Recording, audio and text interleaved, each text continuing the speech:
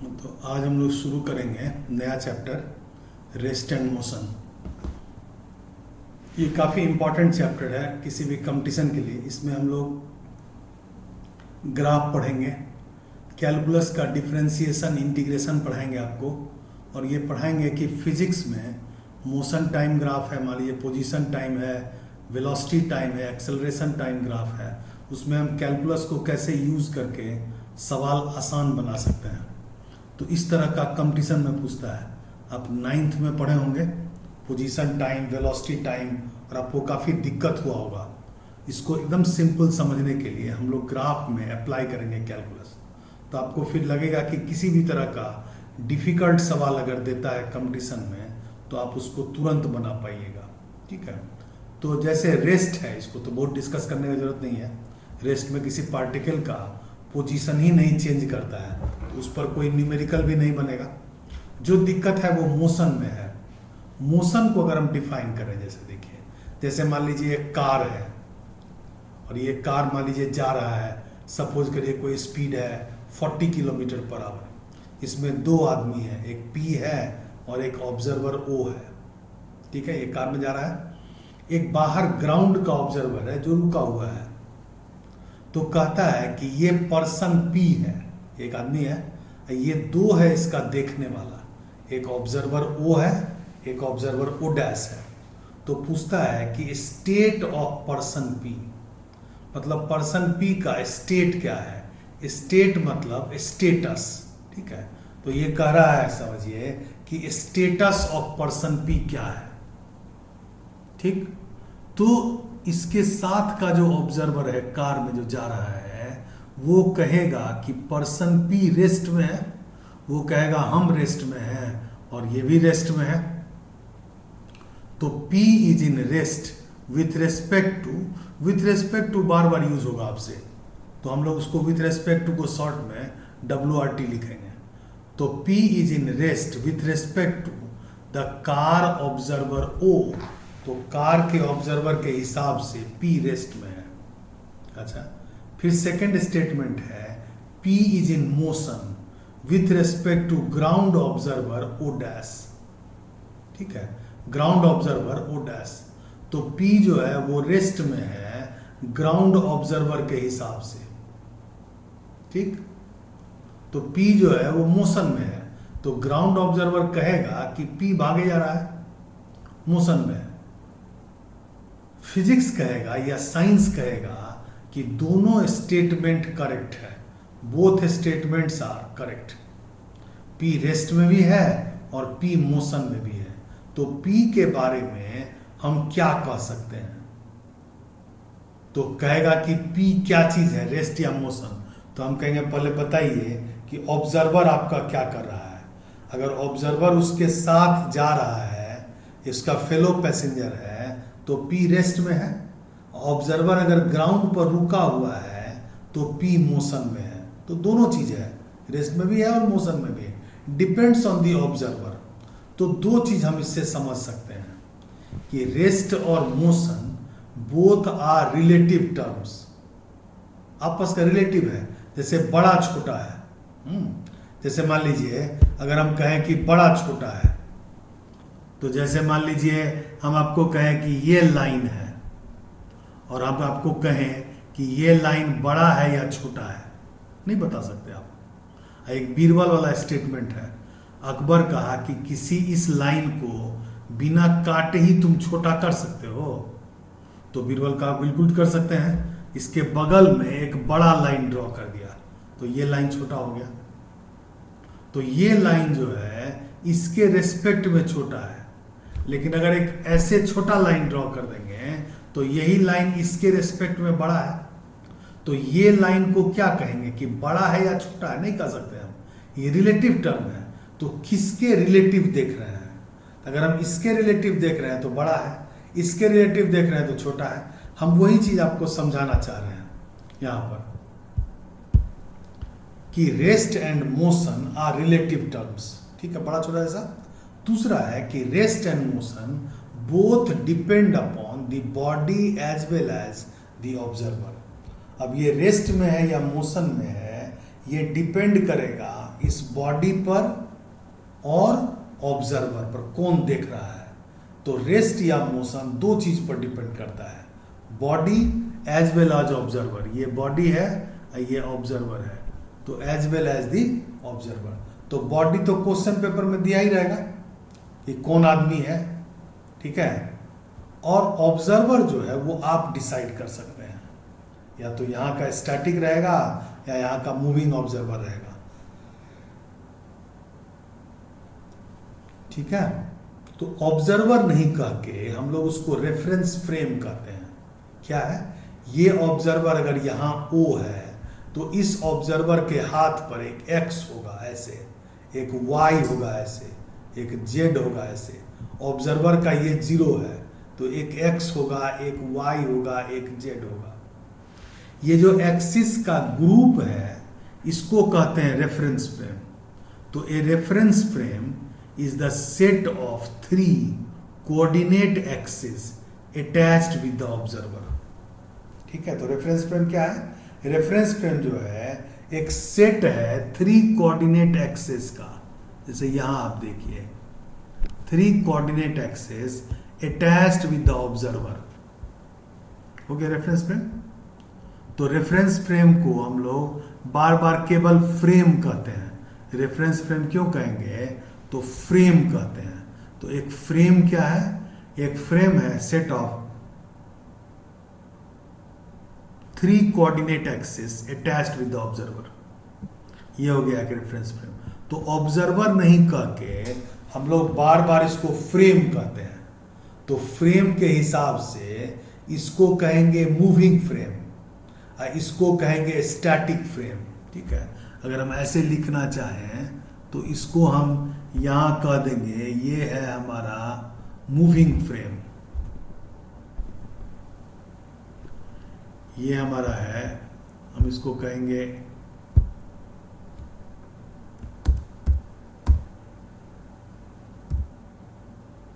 Moving frame, ठीक है। इसको कहेंगे हम मूविंग फ्रेम। ये वाला हो जाएगा, इसको हम कहेंगे स्टैटिक फ्रेम। अगर ये हम देखें तो इसको हम कहेंगे स्टैटिक फ्रेम। ये हो गया स्टैटिक फ्रेम,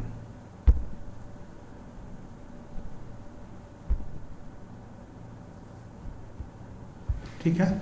तो ये हो गया स्टैटिक फ्रेम, ये हो गया मूविंग फ्रेम। मूव कर रहा है तो मूविंग फ्रेम, रुका हुआ है तो स्टैटिक फ्रेम। अब देखिए रेफरेंस फ्रेम में कहता है clock is also provided with the frame to measure time in that frame. तो इसको एक घड़ी भी देते हैं हम लोग। तो रेफरेंस फ्रेम में एक घड़ी भी रहता है। आप कहेगा कि आप घड़ी देने का क्या जरूरत है, घड़ी सबके पास है? नहीं।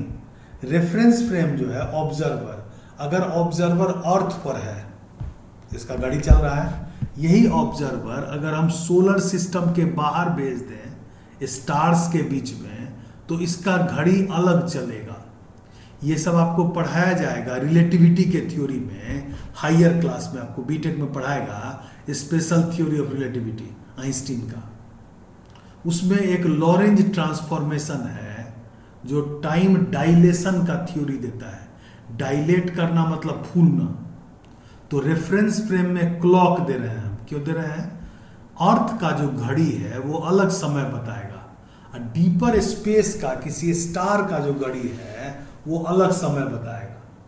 तो अगर कोई एस्ट्रोनॉट अर्थ से अगर सोलर सिस्टम के बाहर भेज दें हम, वहां से अगर ये 1 महीना बिता के आएगा, 1 ही महीना, तो अर्थ पर सैकड़ों साल गुजर जाएगा उसी 1 महीना में। तो वो आदमी जब अर्थ पर लौटेगा, ये टाइम डायलेशन का थ्योरी है, रिलेटिविटी का थ्योरी, ये मैथमेटिकली डिफाइंड है, करेक्ट है ये। अगर वो 1 महीना के बाद एस्ट्रोनॉट आएगा तो यहां पर उसको पहचानने वाला कोई नहीं होगा। वो हिस्ट्री के किताब में लिखा हुआ रहेगा कि फलाना बाबू जो थे वो गए हुए थे स्पेस में इतना ईस्वी में, लौट के आएगा, उसका बच्चा सब माँ बाप सब चला जा चुका होगा, कोई नहीं बचा होगा उसके पीढ़ी का, सेकेंड जनरेशन, थर्ड जनरेशन का। वो हिस्ट्री के किताब में एक नाम होगा कि फलाना एस्ट्रोनॉट जो है वो चले गए हैं स्पेस में, तो टाइम डायलेशन का थ्योरी है। अर्थ पर का टाइम जो है वो डायलेट कर जाता है, फूल जाता है। तो क्या होगा, ये एक होगा टेरेस्ट्रियल फ्रेम, टेरेस्ट्रियल कहते हैं अर्थ का, तो अर्थ के फ्रेम का अलग टाइम मेजर होगा, और एक होगा स्पेस फ्रेम, वो अलग स्पीड से चलेगा। तो हम लोग का अभी तो कोई दिक्कत नहीं है, रिलेटिविटी का थ्योरी नहीं पढ़े जब तक हम, तो तब तक सब आदमी अर्थ पर ही है, तो हम लोग सबका घड़ी सेम है। लेकिन रेफरेंस फ्रेम जब पूछेगा आपको तो क्या लिखेंगे, it is the set of 3 coordinate axes attached with the observer, और एक क्लॉक भी इसमें फ्रेम में है टू मेजर टाइम। अब देखिए यहां जो O से P को मिला है, तो OP वेक्टर को कहते हैं पोजीशन वेक्टर। अगर हम OP वेक्टर यहां देखें, जो आप R देख रहे हैं, इसको कहते हैं पोजीशन वेक्टर, इसको कहते हैं पोजीशन वेक्टर, इसको कहते हैं पोजीशन वेक्टर। ठीक है। तो अब देखिए कि अगर ये पार्टिकल यहां, मान लीजिए एक मक्खी उड़ रही है ऐसे, हम लोग का जो ऑब्जर्वर है उसका 0 यहां है, यहां मक्खी उड़ रही है हवा में। मक्खी जब P पॉइंट पर होगी, घड़ी में कोई टाइम होगा, तो उस पॉइंट पर ये ऑब्जर्वर अपने 0 से इसको ड्रॉ करेगा R वेक्टर को। तो जैसा पढ़ाए थे आपको वेक्टर के क्लास में, ये R मक्खी का 3 डायमेंशनल होगा। मान लीजिए 4i + 5j + 3k, ऐसे यहां पहुंचेंगे हम लोग जेड में। तो ये R होगा पोजीशन वेक्टर। अगर ये मक्खी चल रहा है तो इसका पोजीशन वेक्टर भी बदलेगा। जैसे इस P का एक पोजीशन वेक्टर होगा, ये P अगर भागेगा तो पोजीशन वेक्टर भागेगा। तो मोशन का क्या डेफिनेशन है? मोशन का डेफिनेशन है, इफ द पोजीशन वेक्टर, ये R वेक्टर है, OP वेक्टर, और particle changes with respect to time, with respect WRT लिख रहे हैं, then the particle is said to be in motion. कि अगर पोजीशन वेक्टर बदलेगा तो हम पार्टिकल को मोशन में कहेंगे। 9th क्लास में क्या पढ़े थे हम लोग, कि किसी बॉडी का पोजीशन अगर सराउंडिंग के हिसाब से चेंज करेगा तो बॉडी मोशन में है। तो वहां हम लोग यूज कर रहे थे सराउंडिंग, यहां यूज करेंगे हम पोजीशन वेक्टर, और ओरिजिन इसको फिक्स रखते हैं। तो अब देखिए, अगर इसका फ्रेम है तो इस O के हिसाब से पोजीशन वेक्टर नहीं बदलेगा, तो O कहेगा कि P रेस्ट में है, और O' का जो पोजीशन वेक्टर है इसके हिसाब से वो बढ़ते जाएगा, तो O' कहेगा कि P मोशन में है। तो अगर पोजीशन वेक्टर चेंज करेगा तो particle is said to be in motion, else नहीं चेंज किया तो इन रेस्ट है। ये हो गया रेस्ट एंड मोशन का प्रिलिमिनरी डिस्कशन, कि पार्टिकल P पर होगा, इसको खोजेंगे हम, इस मक्खी को यहां, तो ये O से पोजीशन वेक्टर होगा। ठीक, हम 9th क्लास को रिपीट कर रहे हैं, ठीक है, शुरू में, और धीरे धीरे उसको थोड़ा टफ करेंगे हम लोग, ताकि कंपटीशन के लिए आप यूज कर सकें इसको। अब देखिए, जैसे आप पढ़े हैं इसमें, अब आगे बढ़ा रहे हैं मैथमेटिकल, हम डिस्प्लेसमेंट है, जैसे डेल्टा R वेक्टर कहते हैं इसको, ये सब वेक्टर है, डेल्टा R वेक्टर कहते हैं। जैसे ये पार्टिकल जो P है, ये P से अगर बदल के, मान लीजिए P से ऐसे उड़ के जा रहा है, ऐसे उड़ के जा रहा है, ये P से उड़ के जा रहा है Q के तरफ, ऐसे उड़ के गया, मक्खी है। तो P पर जब खोजेंगे तो इसका एक इनिशियल पोजीशन वेक्टर होगा, R इनिशियल, तो OP वेक्टर कहेंगे। तो OP वेक्टर को कहते हैं R इनिशियल, सब वेक्टर साइन है, एरो साइन देंगे हम, ये सब, ये हो गया position vector of particle at initial time instant t। ठीक, तो यहां पर एक टाइम इंस्टेंट t पर ये है, यहां अगर हम देखें तो ये पोजीशन अगर हम देखें तो ये यहां पर t पर है। यहां जब मक्खी चला गया तो इसका टाइम बदल गया। अब ये पोजीशन वेक्टर टी डैश पर है, तो टी पर यहां है, ये मक्खी ऐसे उड़ रही है, तो थोड़ा देर के बाद टाइम टी डैश पर यहां चली गई। और टी से टी डैश के बीच में जो टाइम बीतेगा वो डेल्टा टी है। मान लीजिए 6 बजे यहां है और 6:02 पर यहां है, तो डेल्टा टी कितना हो जाएगा? 2 सेकेंड। इसको कहते हैं टाइम इंटरवल। अगर आप देखिए तो इसको हम लोग कहते हैं टाइम इंटरवल। हाँ, तो डेल्टा टी टाइम में आप एक पढ़े हैं 9th में डिस्प्लेसमेंट वेक्टर, स्ट्रेट मिला दिए। एक पढ़े आप डिस्टेंस, दूरी, लेंथ ऑफ एक्चुअल पाथ, ऐसे गया ऐसे गया ऐसे आया, ये हुआ डिस्टेंस। तो डिस्टेंस बड़ा होता है, डिस्प्लेसमेंट सीधा वेक्टर होता है। तो ये अगर हम देखें तो डिस्प्लेसमेंट वेक्टर है ये डेल्टा आर। तो अब देखिए यहां पर ये इनिशियल पोजीशन वेक्टर है, ये फाइनल पोजीशन वेक्टर है, ये डिस्प्लेसमेंट वेक्टर है। तो एक ट्रायंगल बना रहा है। तो triangle law, by triangle law of vector addition हम लोग क्या पढ़े थे? देखिए, ओपी प्लस पी क्यू बराबर O Q, OP plus P Q बराबर ओ क्यू। ठीक है, ओपी प्लस पी क्यू बराबर ओ क्यू। ये ओपी प्लस पी क्यू, सब पर एरो साइन होगा ओ क्यू।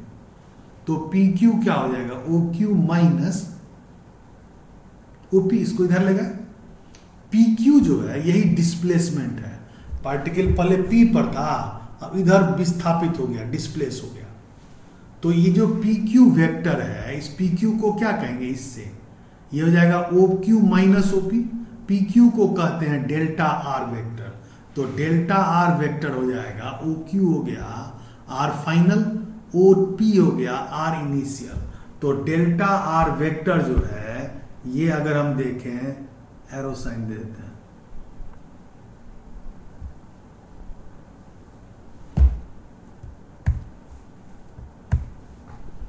एरो साइन देते हैं, ठीक है। तो डेल्टा आर वेक्टर हो गया r final minus are initial. तो डिस्प्लेसमेंट वेक्टर कहते हैं चेंज इन पोजीशन वेक्टर। तो पहले आर इनिशियल पर था और डिस्प्लेस हो गया तो पार्टिकल मोशन में है। यही पढ़ा है आपको कि पोजीशन वेक्टर अगर चेंज करेगा तो पार्टिकल मोशन में है। तो आर इनिशियल से बदल के आर फाइनल हो गया। तो फाइनल में से इनिशियल अगर घटाए तो इसको कहते हैं हम डिस्प्लेसमेंट वेक्टर। तो डिस्प्लेसमेंट वेक्टर डेल्टा आर होता है चेंज इन पोजीशन वेक्टर। हम ऐसे एरो दिखा दे रहे हैं। डेल्टा आर बराबर change in position vector r for time interval delta t. तो डेल्टा टी टाइम का ये डिस्प्लेसमेंट वेक्टर है। क्या लिखेंगे? Change in position vector.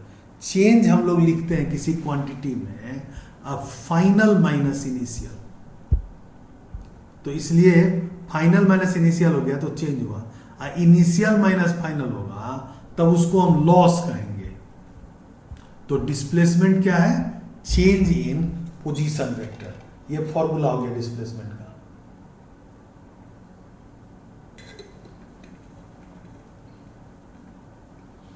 जब कभी भी हम घेर दे बॉक्स में, इसका मतलब ये फॉर्मूला है और ये इंपॉर्टेंट है। इसको फॉर्मूला के कॉपी में आपको लिखना है, याद रखने के लिए।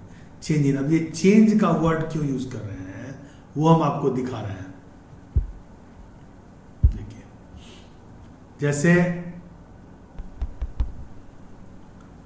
जैसे मान लीजिए कोई क्वांटिटी है,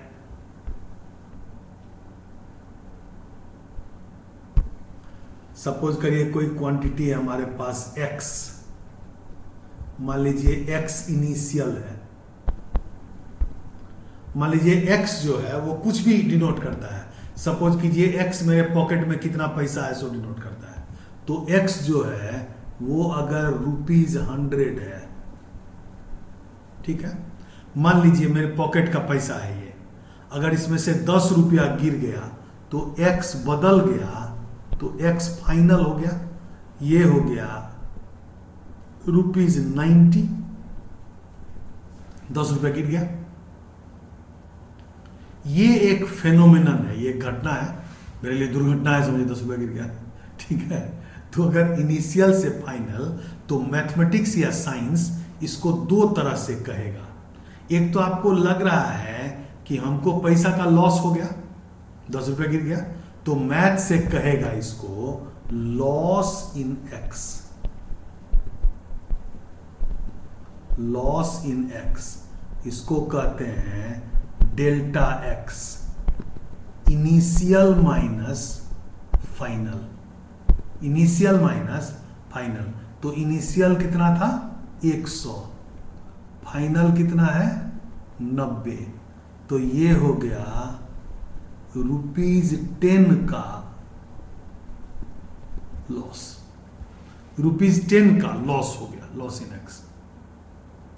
तो लॉस इन एक्स को कहता है इनिशियल माइनस फाइनल, एक ये हो गया, ठीक है। और एक कहेगा इसको, ये तो हो गया लॉस, 10 रुपए का लॉस हो गया। एक कहेगा इसको साइंस या मैथ्स की चेंज इन एक्स, चेंज, और हम कहेंगे गेन, गेन इन एक्स, ठीक है। अब हम बिजनेसमैन जैसा सोच रहे हैं, फायदा ही सोचते हैं हरदम। हो गया 10 रुपया घाटा, लेकिन हम इसको फायदा सोच रहे हैं, कितना का फायदा हुआ। तो चेंज या गेन को भी डेल्टा एक्स लिखते हैं। इसका फॉर्मूला होता है final minus initial, final minus initial. तो फाइनल कितना है मेरे पास 90 रुपया, इनिशियल कितना है 100 रुपया, तो ये हो गया बराबर माइनस ₹10। तो माइनस ₹10 का गेन हो गया। तो बिजनेसमैन है, वो कहेगा आप गेन ही सोचते हैं, तो 10 रुपये का लॉस नहीं हुआ हमको, ₹10 का लॉस नहीं हुआ, माइनस ₹10 का गेन हुआ। आज माइनस का गेन हुआ है, कल प्लस का करने का कोशिश करेंगे हम, ठीक है, कल हम प्लस करने की कोशिश करेंगे। तो मोस्ट ऑफ द टाइम्स ये यूज होता है चेंज या गेन इन एक्स। तो आपको साइंस में कहेगा चेंज इन एक्स, तो अगर चेंज इन एक्स कहेगा तो ये फॉर्मूला है उसका, फाइनल माइनस इनिशियल। अब समझिए हम सम अप कर रहे हैं कि अगर एक्स कोई फिजिकल क्वांटिटी है, जैसे money content in my pocket है, तो हम इसको 100 है, बाद में 90 हो गया, हम इसको दो तरह से कह सकते हैं। लॉस इन एक्स होगा इनिशियल माइनस फाइनल, लॉस जब घाटा हुआ तो फाइनल छोटा है, तो इनिशियल में से फाइनल घटाएंगे, तो लॉस इन एक्स होगा x initial minus x final. But most of the times आपको साइंस में चेंज पूछता है, चेंज इन एक्स क्या होगा, तो चेंज इन एक्स क्या होगा जी, इसको याद रखिए, X final minus X initial. वैसे ही डिस्प्लेसमेंट वेक्टर क्या था, डेल्टा आर वेक्टर बराबर R final minus are initial.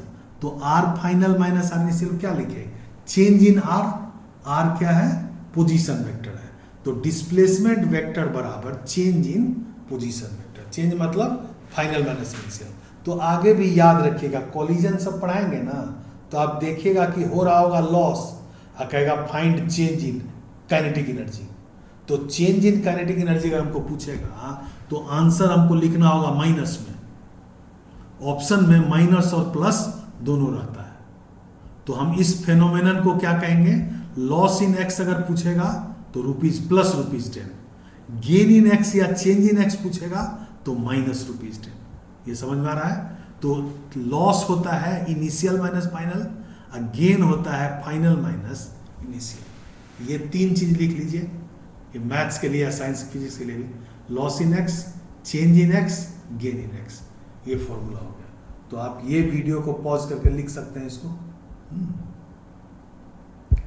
ठीक है। तो डिस्प्लेसमेंट वेक्टर हो गया चेंज इन पोजीशन वेक्टर, इसमें इसलिए चेंज लिखे हम, क्यों भाई, r final minus are initial हो गया, ठीक है। अब इसके हिसाब से हम लोग यूज करते हैं मोशन इन वन डायमेंशन। ये था इस टॉपिक पर इंट्रोडक्टरी डिस्कशन। आगे के लेक्चर्स और सवाल को देखने के लिए आप नीचे दिए हुए लिंक पर जा सकते हैं या सक्सेस फिजिक्स के ऑफिशियल वेबसाइट पर जाकर देख सकते हैं। आगे के लेक्चर्स को देखने से आपको IIT JEE मेन एडवांस या नीट मेडिकल्स में काफ़ी मदद मिलेगी और जो लेक्चर्स हम लोग ले रहे हैं उससे almost more than 90% numericals direct आता है। जो सवाल हम आपको पढ़ाएंगे उसमें HC वर्मा, इरोडोव, रेसनिक सबका मिला हुआ सवाल रहेगा और केवल सिलेक्टेड सवाल रहेगा जिस तरह का पूछता है, जिसमें बहुत ज़्यादा मैथमेटिकल नहीं होगा बट सभी कंसेप्चुअल न्यूमेरिकल्स हैं। उसमें मेरा खुद का न्यूमेरिकल है जो आपको काफ़ी हेल्प करेगा।